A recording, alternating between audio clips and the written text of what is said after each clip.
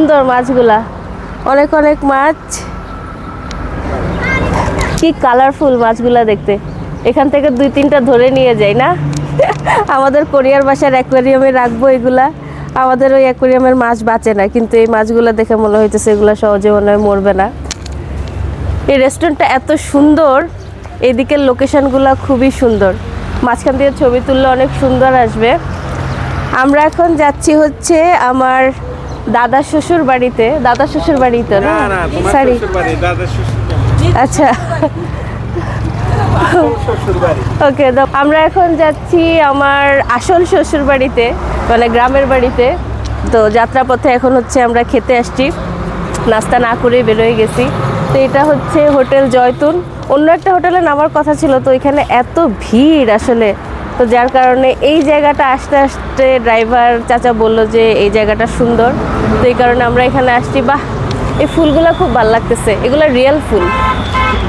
Real যে কোনো জিনিসেরই খুব সৌন্দর্য বেশি ভালো লাগে, তাই না?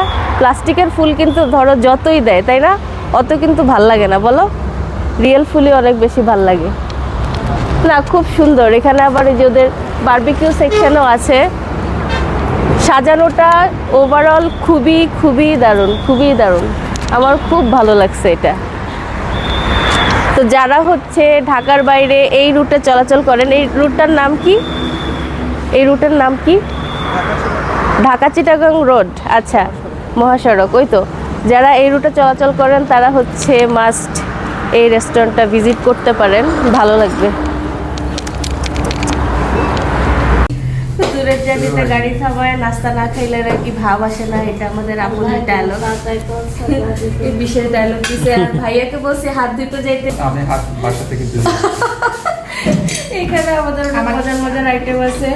আমি পরোটা গরম গরম, ডিম, এটা হচ্ছে চিকেন স্যুপ না, এটা হচ্ছে এটা সবজি, মিক্স সবজি, এটা হচ্ছে স্ক্র্যাম্বল চিকেন। এক্সকিউজ মি ভাইয়া, ওকে, এটা হচ্ছে মুগ ডাল, এই যে ভাই এখানেও পরোটা গরম গরম। Happy breakfast.